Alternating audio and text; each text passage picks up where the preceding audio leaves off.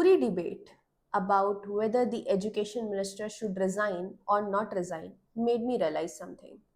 हमने ना इस बीच में बहुत सारे important सवाल पूछना ही बंद कर दिए. While NEET students have caught the eyes of everyone and there is the protest going around all over the country, एक सबसे बड़ा दूसरा एजुकेशन सिस्टम का part that is legal education system, हमने इसके बारे में सवाल पूछने ही बंद कर दिए. And I was reading one article, एक आर्टिकल था जो गीतांजलि जी ने लिखा था, सोनम जी की वाइफ ने. उन्होंने बहुत सारे फ्लॉज पॉइंट आउट किए और उन्होंने एक बात कही, हमें इस पूरे एजुकेशन सिस्टम की फॉल्ट को पॉइंट आउट करना है. हमें ये रियलाइज करना है कि हम जिस ब्रैकेट में खड़े हैं आज कंट्री के, वो पूरा ही फ्लॉड है. अगर मैं इसको स्पेसिफिकली लीगल एजुकेशन सिस्टम के बारे में बात करूं, तो एक सबसे बड़ी फ्लॉ जो मैंने हमेशा से आइडेंटिफाई की है, इस हमारा खुद का एक एंट्रेंस, इस हमारा खुद का national level entrance exam CLAT, जो देने के लिए आपको एटलीस्ट मीडियम से डिफिकल्ट लेवल तक इंग्लिश आनी चाहिए. यदि कोई भी ऐसा बच्चा है जिसको इजी लेवल या ना के बराबर इंग्लिश आती है, वो ये एग्जाम को अपीयर ही नहीं कर सकता. क्लैट को ना अपीयर कर पाने का मतलब है कि आपका एनएलयू में एक्सेस नहीं है. एनएलयू वही जगह है जहां से आपको शायद सबसे प्रेस्टीजियस लीगल एजुकेशन की टीचिंग मिलेगी. क्या कोई भी पर्सन जिसको आज इंग्लिश अच्छी नहीं आती, वो अच्छा वकील नहीं बन सकता? क्या ये चीज या ये right to access the good education in legal department ये सिर्फ और सिर्फ एक लैंग्वेज बोलने वाले व्यक्ति का होना चाहिए? क्या ये उस व्यक्ति का नहीं होना चाहिए, somebody who is sitting in village, somebody who is very smart, somebody who is very communicative, but सिर्फ और सिर्फ वो हिंदी में बात करता है या कोई भी रीजनल लैंग्वेज में बात करता है? चलो छोड़ो, उसको भी हटाओ. क्लैट की बात करते हैं, उन्हीं स्टूडेंट्स की बात करते हैं जो सिर्फ और सिर्फ इंग्लिश मीडियम में अच्छे हैं और ये क्लैट को भी पूरी ऑनेस्टी से अपीयर कर रहे हैं. अपना एग्जाम्पल बताती हूँ 2018 का. मेरे टाइम पे ना क्लैट ऑनलाइन हुआ करता था. उसी साल, जिस साल मैंने एग्जाम को अपीयर किया है, मेरे साथ हाफ ऑफ दी स्टूडेंट्स जो मेरे सेंटर पे बैठे हुए थे, उनका क्वेश्चन पेपर ही डिस्प्ले नहीं हुआ था for like 15 minutes, which is by the way enough to shake the confidence of any student who is appearing for that exam. और प्लस ये चीज भी सुप्रीम कोर्ट में गई हर साल की तरह. Supreme Court again maintaining their very casual stance, उन्होंने सिर्फ ये कहा कि अगले साल से इस ऑनलाइन मोड को ऑफलाइन कर दो. No reply to the people who are affected. अब इसके बाद भी चलो ठीक है, आपने ऑफलाइन कर दिया, अगले साल से कंटिन्यू हो रहा है. क्वेश्चन पेपर बनाना तो बेसिक है, क्वेश्चन पेपर तो सबको बनाना आता है. यही कोचिंग वाले हर हफ्ते क्वेश्चन पेपर बनाते हैं, उसकी आंसर की निकालते हैं, उस आंसर की में रीजनिंग भी होती है. आप लोगों को साल में सिर्फ एक क्वेश्चन पेपर बनाना है, आप लोग उसमें भी फ्लॉज करते हो और आप लोग उसकी भी रीजनिंग नहीं दे पाते हो. It is almost like that you guys are using AI and very badly, और आप खुद के क्वेश्चन पेपर को रीड भी नहीं कर रहे बच्चों को देने के पहले. ये भी हटाओ. एग्जामिनेशन सेंटर की हालत ऐसी नहीं है कि बच्चा सही से अपीयर कर पाए एग्जाम को. अंदर भी एग्जामिनेशन सेंटर के अंदर कभी फैन वर्क नहीं कर रहा, कभी बेंचेस खराब हैं, एटसेट्रा एटसेट्रा. और बाहर पब्लिक न्यूइसेंस लगा हुआ है, ट्रैफिक जैम्स लगे हुए हैं. ये चीज भी हटाओ.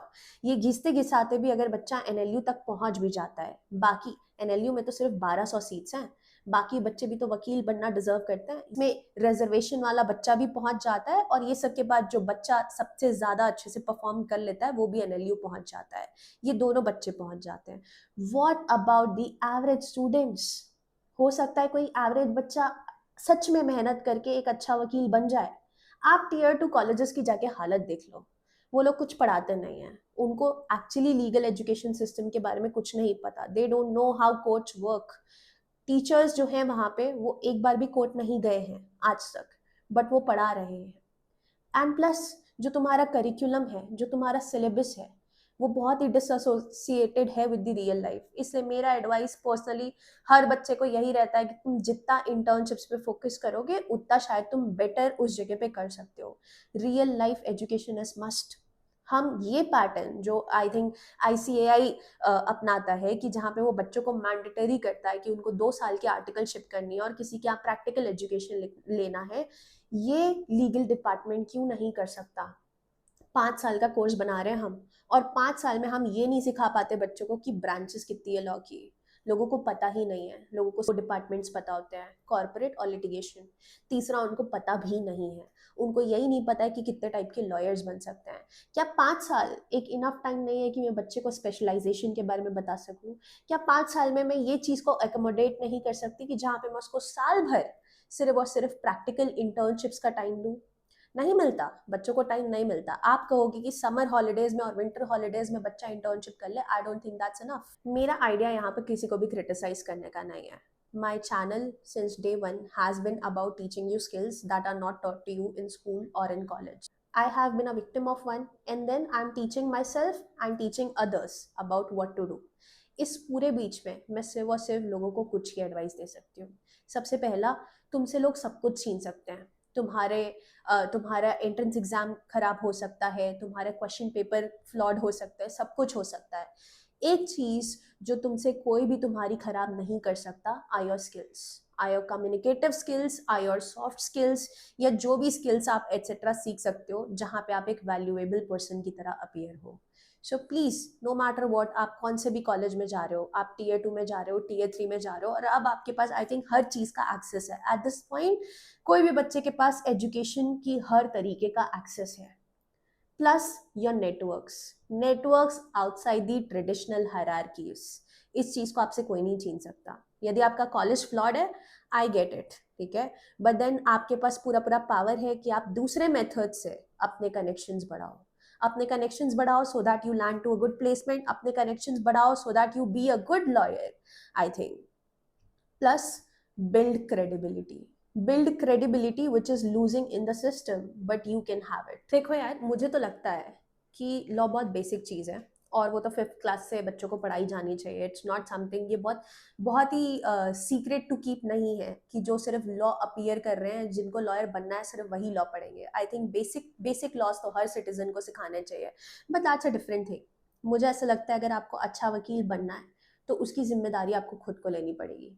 सिस्टम कितना भी फ्लॉड हो, आप अपने आप से पढ़ सकते हो, आप खुद से लर्न कर सकते हो, and that is how we can create a good system. That is how we can create lawyers जो सिर्फ डिस्ट्रिक्ट कोर्ट में बाहर भागते नहीं रहते क्लाइंट्स के पीछे, जो अपने इंटेलिजेंस और अपनी क्रेडिबिलिटी के थ्रू अच्छे क्लाइंट्स लाते हैं, अच्छी जगह में प्लेस्ड हैं, और एक अच्छा लीगल एजुकेशन सिस्टम क्रिएट कर रहे हैं। See you in the next video. Thank you and bye bye.